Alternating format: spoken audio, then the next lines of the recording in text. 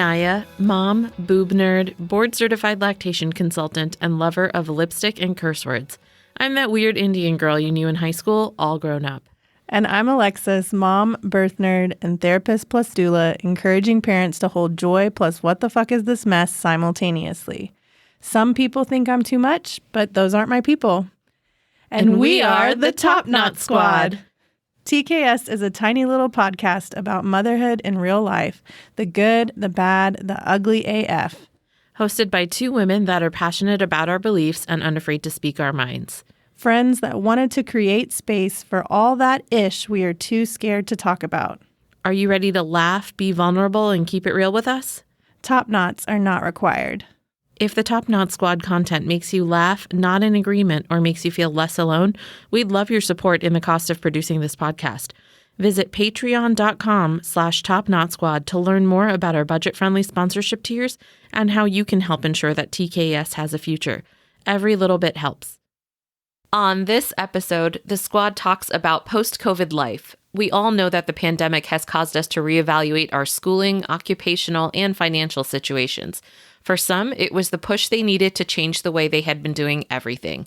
On today's episode, we're excited to bring on our friend and longtime supporter, Jessica Burleson. After working in the nonprofit management and fundraising for the past 15 years, Jessica left the nonprofit world to become a homesteader and homeschool mom. Her family moved from the city to a 4.5-acre farm just outside of Austin, where they now raise 3 children along with goats, chickens, ducks, and pigs. They are developing their operation and envision Root Awakenings Family Farm being a place that provides a vacation house, wedding venue, music studio, inclusive community building space, and CSA package in the next 3 to 5 years. Their farm provides a peaceful space to relax and enjoy their connection to the natural world. Welcome, Jessica. We're so glad to have you here. Thank you so much. It's so fun to be with you all. I don't know if y'all can hear my kids in the background. I can't, which means that nobody else can either, so you're good. Oh, it's really bad. Whatever's happening is really bad. I can't hear it at all. It's fine. It's motherhood in real life, just in case. So. Yes, it is. I'm surprised that mine aren't louder. I'm sure they'll pipe up soon. It's like they haven't realized that you're not there yet. They will. That's right. Yes, for sure. I usually have a little face like perched against the window at some point when I'm working. Yep, that sounds about right. Yes. Mine have started to slip me messages under the door, and I'm like, I'm doing a telehealth call with like a mom that's sobbing right now. I can't pick up your message. Yeah. Yeah. That's funny. Oh, heartbreaker. Yeah, I know. But yeah, we're doing something new this season, and we want to kick off each episode with kind of a check-in. And so we've been calling it our what the fuck yeah moment. And we usually just take turns between ourselves hearing one what the fuck moment from our day, from our week, or one fuck yeah moment. It doesn't have to be parenting related. And I think we're all probably going to have the same what the fuck, considering today is November 4th. Just for people who are listening, my what the fuck is definitely this election and the fact that we still don't know who won the presidency almost 24 hours later. It's definitely been a source of anxiety for us at our house. It's been, I was telling Jessica and Mike earlier, Alexis, that I worked a full day today, so I couldn't just constantly refresh my New York Times app to see who, what state was called and who's winning what. So that's definitely my what the fuck moment. How about you, Jessica? I think I'm actually going to go with a different one because, of course, what the fuck? I mean, I could go on all day about the election, but there's not much to say about it at this point, I feel like. And I have been refreshing all day long. I'm like, hey kids, sorry. Like, I'm totally with you. I'm paying attention. But it's really hard not to be wrapped up in that right now. So I think my what the fuck moment is daylight savings time, actually. Yes. Oh my God, why? It's awful. I feel like we finally, we moved, we got in we had this whole transition period with sleep, and we were finally in this great place. The kids knew what to expect. and they were going to sleep. And now all of a sudden they are having trouble with all of the sleep stuff again. And so we're having 5:30 a.m. wake ups, of course, every morning. And it's just, I feel like this is maybe how I know I'm not really a farmer yet, is that I despise daylight savings time. So, what do farmers like daylight savings time? There's a farmer that I've been following on Instagram, and she was like, I'm so excited about daylight savings time. It's just the push I need. The sun's up earlier and it helps me get out the door earlier. Okay, I get it. I don't know much about farming, so I'm going to be learning a lot in the next 50 minutes. Yeah. Right. But I'm not a fan. I saw a meme recently about daylight savings time. Of course, I'm not going to say it right, but it was something like basically 2020 is trash, and now you want to make it get dark really early. We're already depressed enough, or something like that. Yes. Yep. Exactly. Well, what about you, Alexis? Yeah, I mean, my what the fuck is probably less about like the election in general and more just, I don't know, I'm just really sad today that it wasn't a landslide, which means that like a bunch of people out there have voted for someone that's racist and homophobic and xenophobic and all the things, and it just makes me sad. So that's my what the fuck. But I do have a fuck yeah. I thought about this ahead of time because I always like to do what the fucks. But Williamson County, where I live, turned blue. So that, I don't know where these people are because they certainly aren't surrounding me, but apparently we're blue. That's exciting. I saw that yesterday and I was like, what? Really? That's awesome. Yeah. So. That's great. Anyways, well, let's dive in. Do you want to start by just sharing a little bit about your story and kind of what got you to buy a farm? Sure. Oh gosh. Yeah. So this is not where I ever thought that I would be in my life.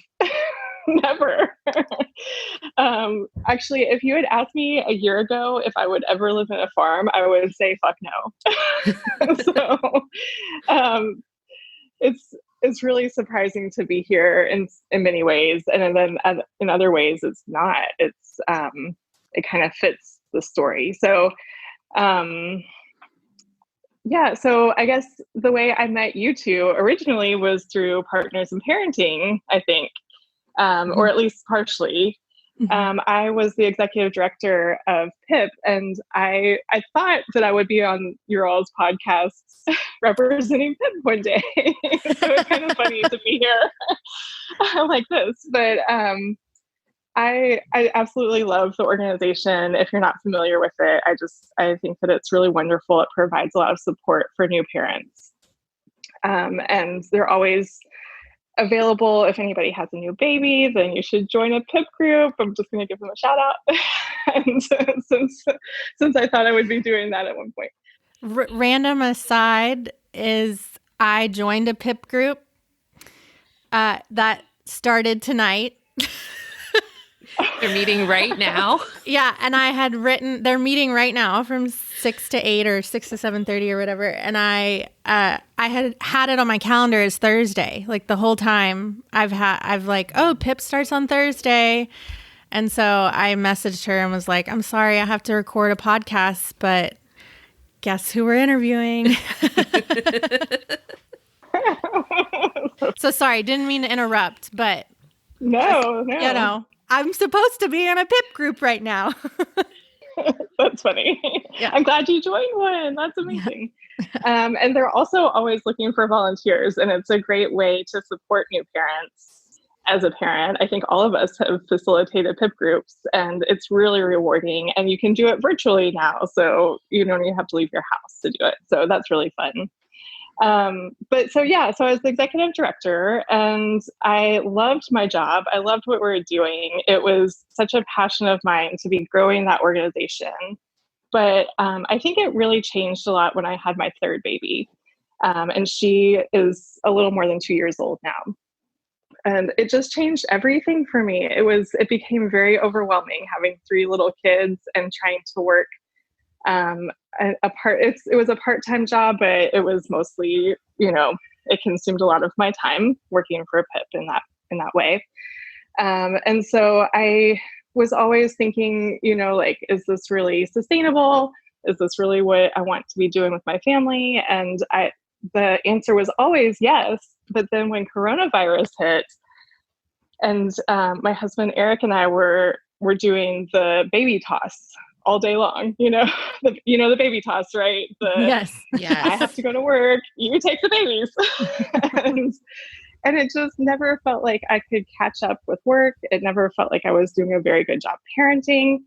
And so at one point, a few months into the pandemic, Eric and I decided to go out to this lake house. His uncle invited us to this beautiful lake house where he does basically a timeshare. And so we drove out there and had a very COVID safe holiday. and it was beautiful. I brought these activities for the kids to do every day. And that was really fun. And there were no screens there. There was no internet. And we just hung out on the lake and we went fishing. And my oldest is 6 and she had a blast fishing. And she was on top of her uncle when he was showing her how to scale the fish. And I was oh my gosh, I can't believe that you are doing this. And so we spent about 4 days out there. And the last morning I had my coffee and was looking out at the water. And I was just thinking, I just think there's something different than the way we're living our lives right now. And I think our kids really flourish in this type of environment where they're out in nature more. And so on the drive back, Eric and I just started talking about what if we had a little bit more land? What if we moved? What if I left my job? I think that it might be time to make that really hard decision to leave PIP. And so that's what we did. And on the drive back, I started looking at properties. And one of the very first ones that came up was the one that we ended up buying. It just really called to me. It has this beautiful little red barn and it has a lot of infrastructure already. And I just knew that was where we needed to be. So we actually got back from our vacation. The next week we looked at this property. We never set foot on another one, which is so weird. Wow. Yeah. Wild. Yeah. And it just, they had another offer, but they accepted ours and everything just fell into place the way that it felt like it should. And, I called my parents and said, you got to talk me out of this. We think we might buy a farm. And we bought the property with 2 pigs. They're really pet pigs. And then there was 1 chicken here when we got here who does not lay eggs. And there were 5 goats who we ended up rehoming. They weren't the type of goats that we wanted, so we found a good home for them. And we came to do the final walkthrough, and I promised my daughter that we would get kittens when we came here. And the woman was like, actually, we're leaving cats. We're like, oh. So there are 2 barn cats that live here already. And then we have a dog and a cat ourselves, just an indoor cat that we brought with us. That's so cool. So here we are. That's crazy how it all just fell into place. Yeah, that's just it. You're exactly right, Jessica. It's this was meant for you to do. Mm-hmm. Yeah. It was a really hard decision. It was really hard to leave PIP. There was a lot of sadness that I had to go through with that. it was hard for us to make the decision to homeschool and to take our daughter out of school for the year. I never pictured myself as a homeschool mom. Yeah. And so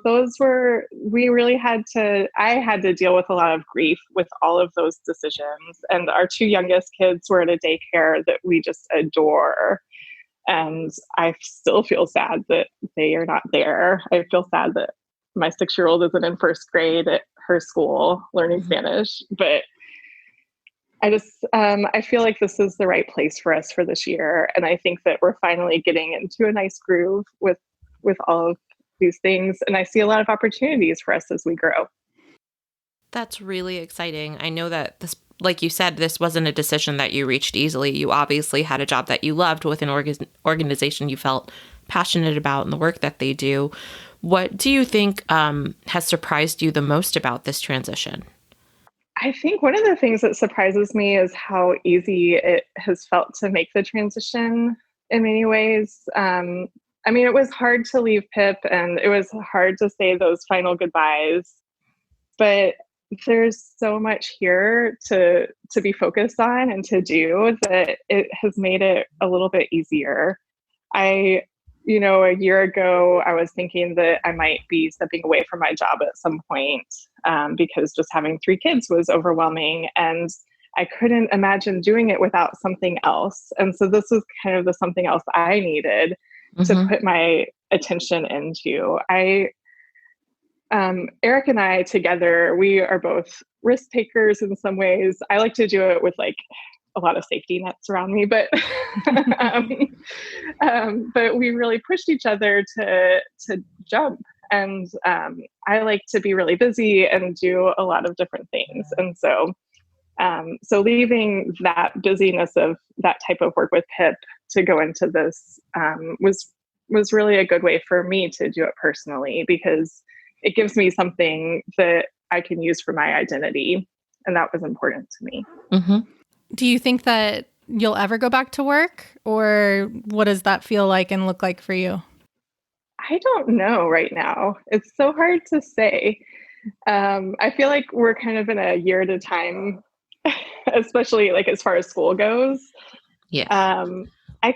I also think that Eric and I are talking a lot about what we're going to do with our land here. And we're developing out a whole plan. We're actually working with some consultants who are really good at landscaping and are helping us to develop what the farm will look like. And so they're helping us design a market garden and a food forest, and we'll probably do free range chickens in the food forest. And so there's a whole like plan being developed, and I think that that will become my work, and it's becoming my work in many ways. I think so. Before I worked at PIP, I actually I worked for the Sustainable Food Center.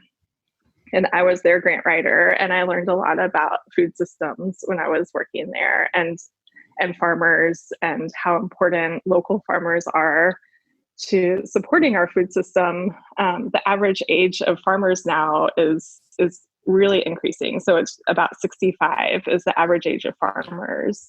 And if we're not careful, soon we're going to not have people to produce our food. And so it's really important to me to be helping to build that infrastructure that we need, and to do it in a healthy way for our environment. That's awesome. That is really cool. Yeah, I had no idea that the average age was up there. I guess in my head I always imagined it to be like 20s to 40s, like what we kind of probably consider middle-aged, but that makes sense now that you say it. I have a follow-up question. I was asking just because I've been thinking, well, actually, Naya and I just attended the Current conference. I don't know if you've heard of that, but there was a whole panel on like the impact on working moms with COVID, and just how so many mothers have been like, either they've chosen to or they've been forced and pushed out of the workforce. And so I just didn't know where you stood there, like if if you felt like this was a pause for your family and you wanted to pick that back up, or if you felt like there was pressure for you to leave the workforce. Like, I was just curious, like, where you fell in that, because so many working moms are being impacted in a lot of different ways, disproportionately from men. Yeah. Yeah. Yeah. I mean, so I feel like a little bit in the middle of that, I guess, because so my husband works for Google and is the breadwinner for our family, and has been pretty much for our whole marriage, because I've worked for nonprofits. And when I started at PIP, I was not making very much money. And we've done so much work to raise the salaries there, but it was hard to afford daycare sometimes, on my salary. So we really rely on Eric and his work. And that's been the case for years. And so in some ways it has always been more my job to be with the kids, because he was the one who had the job that brings in the most money for our family. And I think COVID really highlighted that even more. And I just didn't feel like, so Eric can't leave his job because he's making the money, but I can, because I wasn't bringing in nearly as much, and we could survive. I mean, we're very privileged that we can survive on his income, and I don't take that lightly either. We definitely have a lot of privilege to be able to make this decision. Yeah. But yeah, I do feel like I am one of those women who left the workforce because of COVID, and the situation just wasn't working for our family. I was saying that our household is the same, in that Ben has always been the breadwinner. I mean, I'm a social worker. They don't make anything there. And then even on top of that, like, if we're talking about culturally, women are automatically make less. So yes. Anyways, I was just curious. That's an aside, but it is interesting to see how this is impacting lots of women and what their role is and what they're doing, and not just with their careers, but even at home, like how the burden of a lot of childcare, household tasks, schooling, like all of that is disproportionately falling onto their shoulders. So just thinking about that. Yeah, I mean, I think that it was one of the things I thought the first week of things being shut down. I remember having this conversation. We have a friend, she used to work at PIP when I first started, and she does leadership development, and she's a consultant with different leaders. And I asked her that first week, I said, how are people coping with this? How are people doing it? And she said, I don't know. She said she would ask around, but I just knew immediately that women and mothers were going to bear the brunt of this. And I think that's what's happened. And I think I'm part of that. And I hate being another statistic. But yeah, I mean, it's important that we have choice. I mean, it's not true. I think where it's concerning for me is that it's more of like, they feel forced and they really want, they want this career. They want to stay where they're at. They want to keep moving up the ladder. And there's things that get in their way, right? It's harder to climb the ladder. And that's really different from making a conscious decision of, I want to have a different experience for my family. Yeah, exactly. And also, if this was kind of the push and the reason that you needed to make this big of a change and to try something new to meet your family where they are during this, I hate to use the term unprecedented time because that's all we hear, but we're navigating this and nobody's really done this before. So I agree with Alexis. I don't necessarily see it as a statistic or you being a quitter or anything like that. I look at it as this was sort of the push that your family needed to change things to make life work for you, for all of you. Right. Yeah. Right. Yeah, and I feel really lucky that I was able to carve out something new for myself that helps to ground me and Yeah. is all mine. That's not like it's the family's involved, but this is mine, and I'm Yeah. building things myself and learning new things myself. I like following you on Instagram because the other day you were like, or I think maybe a couple weeks ago now, but you were like, guess what I did today? I used a table saw. Yeah. I knew when we were coming here that I wanted to start learning how to use tools more and woodworking. And I didn't realize how essential that was to farming. And I didn't realize how essential fences were. I know that probably seems obvious, but um, but fences are no joke. That's hard work. And you have to have really good fences for the animals. And I feel really excited. Every time we finish a new project, even if they're small projects, it feels so satisfying to get through something else that we needed for our animals or for our homestead. And It almost sounds like farming is an art form. in some ways, I think that it is, especially for us, those of us who've never done it before, or trying to do it in a really sustainable way. I think that there is a lot of art to it in many ways, and I feel I'm such a novice at it still, but but it's so rewarding to complete different projects and to learn new things and to figure it out. Sometimes just like one of our goats got sick, and just relying on the intuition we have maybe as mothers, and like knowing that caretakers. this animal's not right now. Yeah, so that's been really, really fun. Okay, so I have kind of a dumb question based on what you were sharing about woodworking and stuff. So how have you learned? Have you just been like watching YouTube tutorials? Did you take a class? Are you like apprenticing somewhere? I don't even know how one would go about learning a skill like that. Yeah, it's mostly been YouTube videos, actually. Everything is on YouTube. That's what I found out.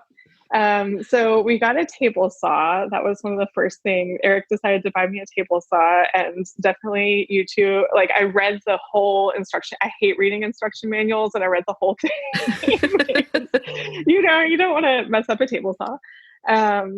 Want your fingers. Yeah, that's right. And then YouTube has been fantastic. There are just really great videos showing you pretty much how to do anything on YouTube. And so since we moved, we've gotten about 3 different kinds of saws. And it's been really fun. So we just built this really great goat shelter. You can see it on my Instagram. That's really cool. It's at Root Awakenings Family Farm. It's one of the first things I've ever built, and it just feels really great to have built. Like, I know how to build a structure now.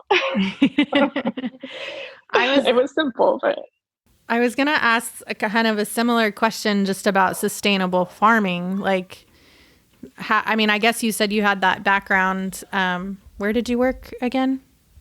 The Sustainable Food Center. The Sustainable Food Center. So they provide, when I was working there, they were providing cooking classes, gardening classes, and then they run the downtown farmers market and the farmers market at Sunset Valley. And they're just, I really love the organization. I learned so much when I was working there, and I was their grant writer. So I wasn't like teaching anybody about those things, but I did learn a lot about those things when I was there. Mm-hmm. But I was also in the Peace Corps in Malawi, which is in Southern Africa. And I also learned a lot about permaculture and just sustainable farming practices when I was there, because I was there with a lot of agriculture volunteers. And so we got to take advantage of some different trainings. And I got to live on a permaculture farm and work there for a week when I was in Malawi. So there were several things that I was like, oh my gosh, I remember chicken tractors. I make these chicken tractors and put the chickens in them. And then they poop there. And so their poop will help to build the soil. And then you can move the chicken tractor to another place. So I learned about that in Malawi. And, like I'm just digging into like the archives of my brain about some of these things.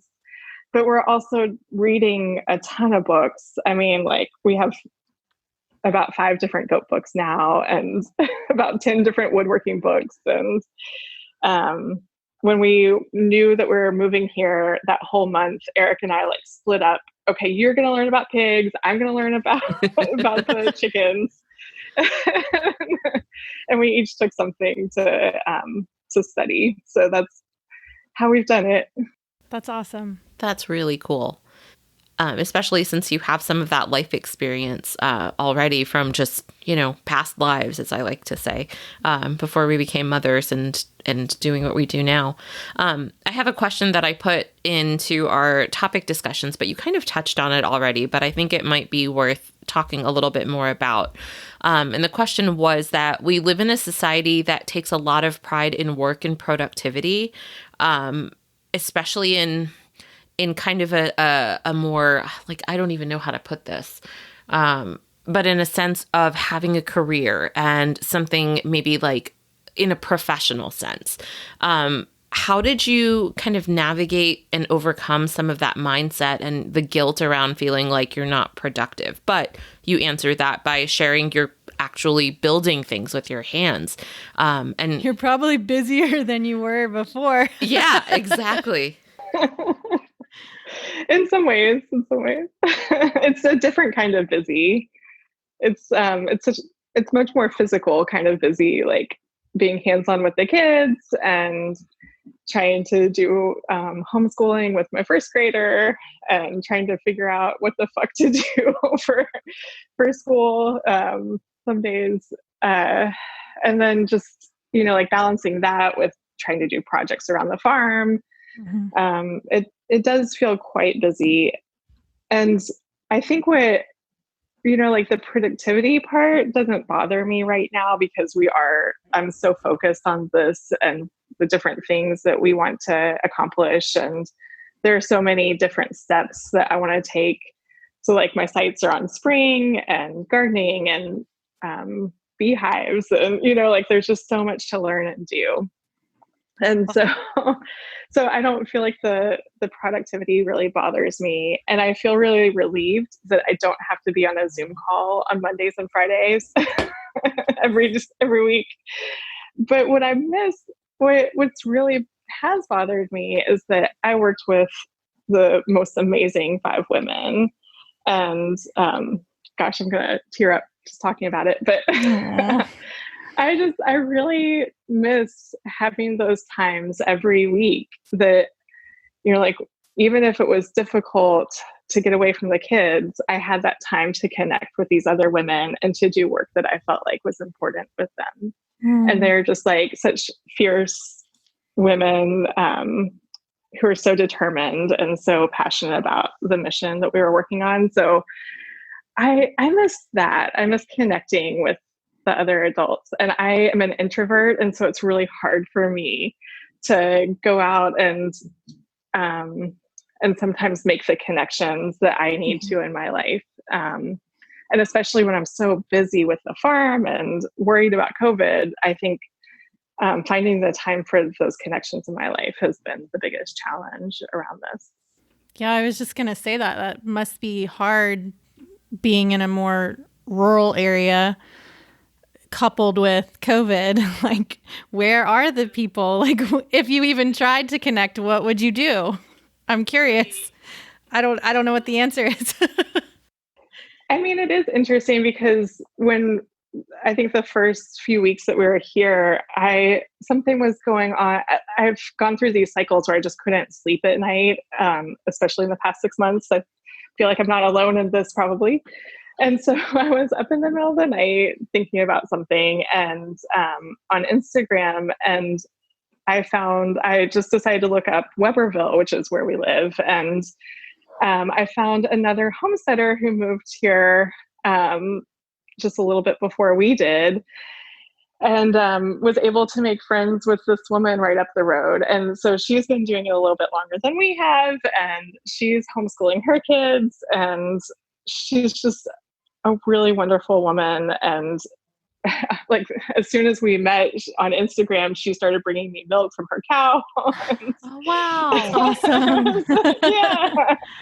And so it's just been really nice to know that we're not alone here, and there are other people who are like-minded. I think one of my biggest concerns moving here was that I would just be surrounded by Trump supporters. Mm. And that has always been one of my concerns about living in rural America. And, it's really nice to have a friend up the road who isn't a Trump supporter.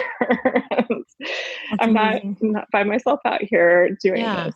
Yeah. And there are more people. The more that I'm here, the more I'm finding some of those kinds of people. Wow. That's really cool. Have you seen the show Bless This Mess? Yes, I just discovered it right before we moved here, and we watched Eric and I don't watch many shows together, but that was one show that we watched the whole season, like were there 2 seasons. Do you feel like it represents your experience? In some ways, yes, but it's definitely like a TV fictional story. Yes. So, yeah. For those that have never heard of it, it has Dax Shepard in it. I'm pretty sure it got canceled. Like there's only a few seasons, but it's on Hulu maybe. I don't remember where I watched it. I randomly discovered it. I really enjoy Dax Shepard, so that's why I watched it. But it's about, they're like a New York couple and they abandon their life and actually she inherited the farm from like her aunt or something, and they go to this farm and I don't even remember where, Iowa, somewhere. Anyways, it's just really funny as they learn how to be farmers and, do projects. Like they get stuck on the roof during a thunderstorm, which was a really funny episode. Anyways, as you were talking, I thought that show popped in my head. I didn't know if it felt somewhat like what you're going through. Yeah, I think one of the bigger differences, though, is that they didn't have children. That's very true. Everything is different when you throw 3 little kids in the mix. Very true. Very. Yeah. So I know in the show she spent a lot of time with a certain chicken that she like trained and everything. I would have no time to train a stupid chicken.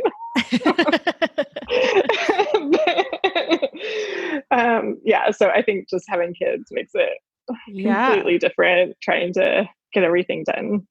Can we talk about that a little bit, about how the kids are experiencing it? And I know I wrote down a question like, do they help? Like we have a chore chart here and I can barely get my children to like put their laundry away, let alone like, I can't imagine the chores on a farm. So what has that transition been like for them? Yeah, it's really funny. I think that I'm glad that we're recording this, that there's a record of it, but the kids love helping. They love helping around the farm. It's so like, I can't go and feed the chickens unless I tell Margaret that I'm going out to feed the chickens so that she can come and help.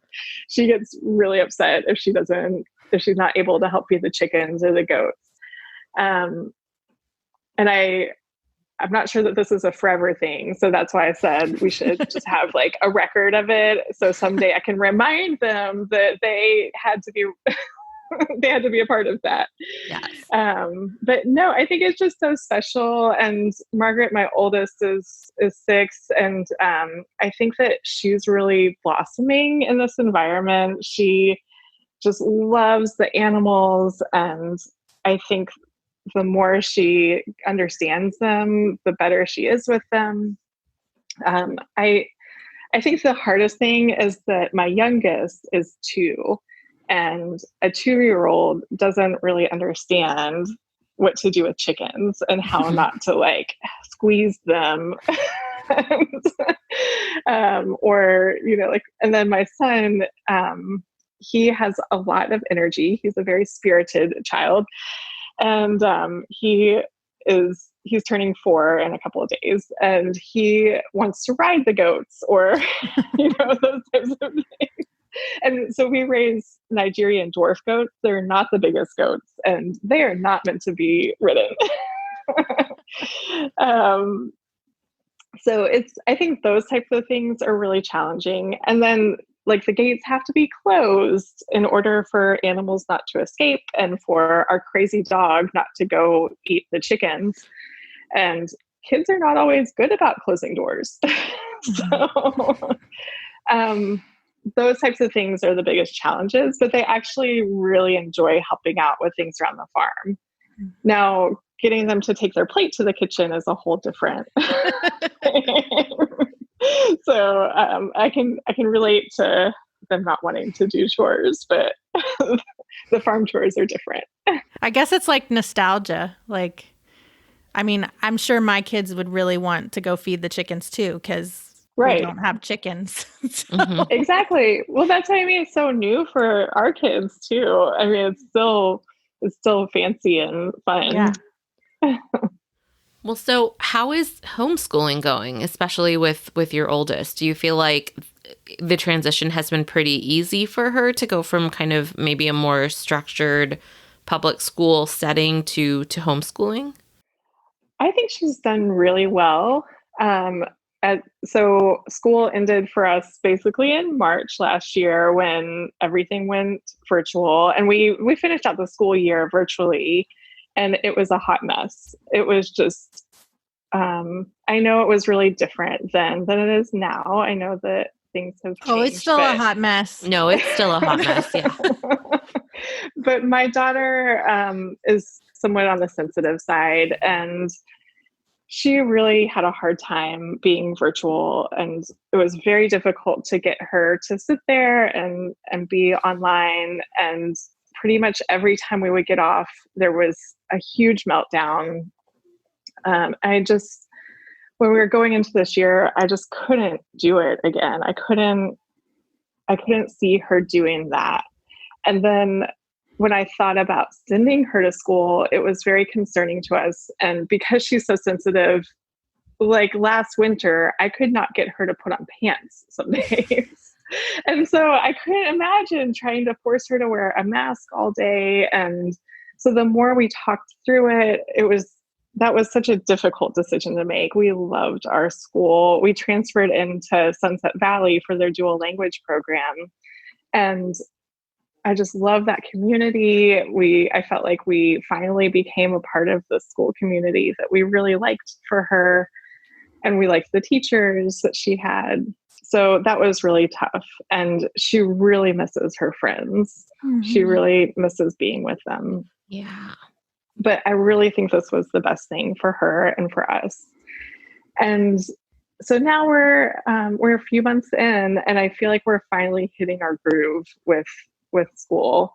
I chose a curriculum. It's called Blossom and Root, and it's very nature centered, which fits really perfectly with our life here.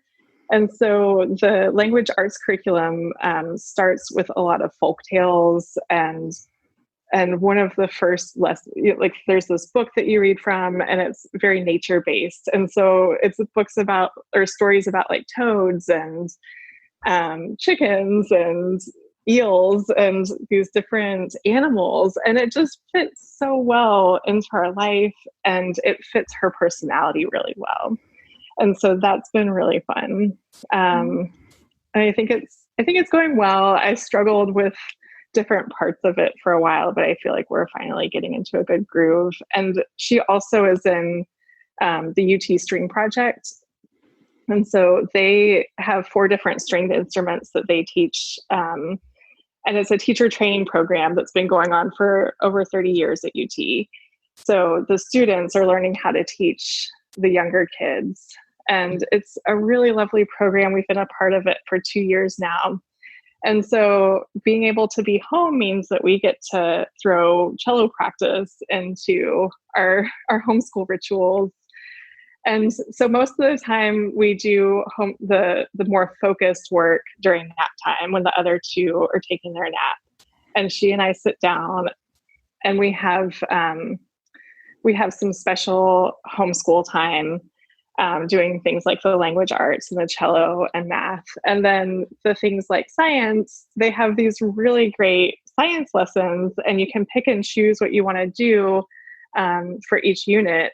And so they have a lot of different types of experiments, and we just do science and art with all the kids, and it's really fun. And they kind of, the younger ones pick up a little bit of what's going on. Sometimes we do it over dinner at night, and my husband can lead the lesson, and that's nice because sometimes he knows more than I do about science. So, we work with what we have here, and I think that it's worked out pretty well so far. That's awesome. Very cool. I think we had a listener question about socialization. Let me pull it up because it relates to what we're talking about. Okay, so one of the questions from our listeners were, what effects does it have on little ones not having social interaction? So in regards to homeschool, which you brought up that, your oldest is missing her friends. So how have you had to kind of even pivot that? I mean, I can't even, it's just like with you trying to make new friends. It's the same thing with your kids. You're in a rural area, there's COVID. So how have y'all pivoted that aspect for her, or all of them? I think it's been in some ways the easiest for the 6-year-old, because she can do things like get on a Zoom call with a friend. And so we try to set up calls for her with one of her friends from school every once in a while. And then sometimes I'll do Marco Polo with one of our friends from our old neighborhood, and let the girls do the Marco Polo. And that's really fun. And Margaret's really good at explaining things on the farm. So if you look at our Instagram stories, a lot of times she's the one explaining what's going on the farm now. She really loves to do that. And then we have things like the UT String Project. She's on every Saturday with a whole class of people. So she's still doing that, like 2 hours of virtual learning for cello a week, which is better than like a whole week of it for us. But she's still getting to interact with some of those kids that she's built community with over the past couple of years, which is great. I think it's been really hard with the younger ones. We did pod up with another family for a little while, but now that we've moved, that's been pretty hard to sustain. And so we're not really potted with anybody right now. And I noticed that especially the 4-year-old, he's with two sisters, and he just needs some of that like boy getting, the girls like to get dirty too, but like that boy energy, I think, because he has a lot of energy, and it's just different than what the girls want to do. And so I think when he was at his daycare, they were outside all day, and he had this little group of guys that he would hang out with, and I think he misses that, and we miss it for him. And right now it's been really challenging to figure out what to do about that. So I don't know if anybody has suggestions. I don't, because I have the same problem, but the opposite, in that Rowan is like really missing like girlfriends, because we actually found, I guess we've potted with our neighbors. I hadn't actually called it that before, but I guess that's what we've done. But it was this mom actually posted in our neighborhood group that she was like, we're new, we just moved in July, and like she's immune compromised. So she's like, we literally like can't do anything. My kids are staying virtual. Like I could die.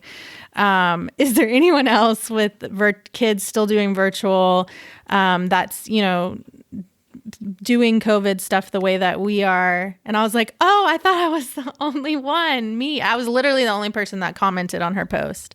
But she has boys, so it's 2 boys. And so we've met up with them a few times. And Rory is having a blast, but Rowan, I can just tell, like Rowan is just like so sad and bored and really wants someone to play Barbies with her. And so anyways, I don't have the answer either. Like, I don't know what I need. I need what we found, but girls. And I don't know that they exist in our neighborhood.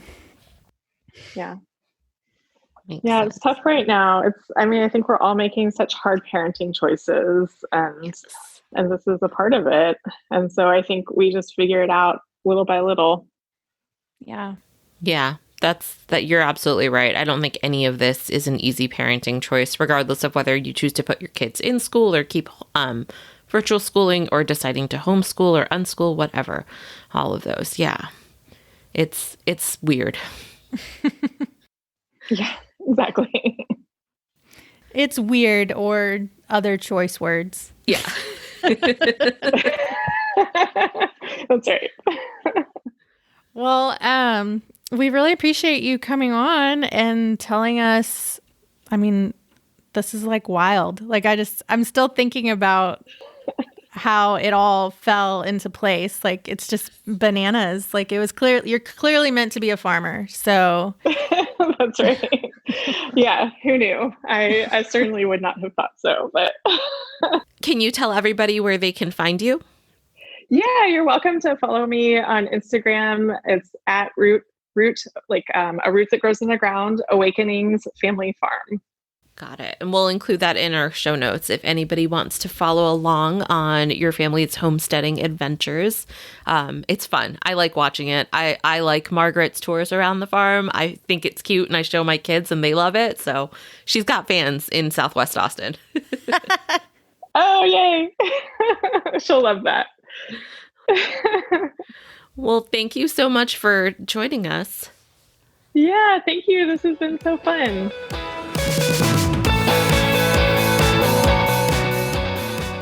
if the Top Knot Squad's content makes you laugh, nod in agreement, or makes you feel less alone, we'd love your support in the cost of producing this podcast.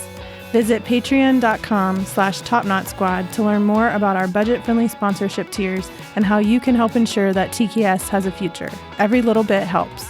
If you like what you hear, then be sure to click the subscribe button in your podcast app. While you're there, leave us a review. You can find us on social media. Just search for Top Knot Squad. We welcome your feedback and love making new friends.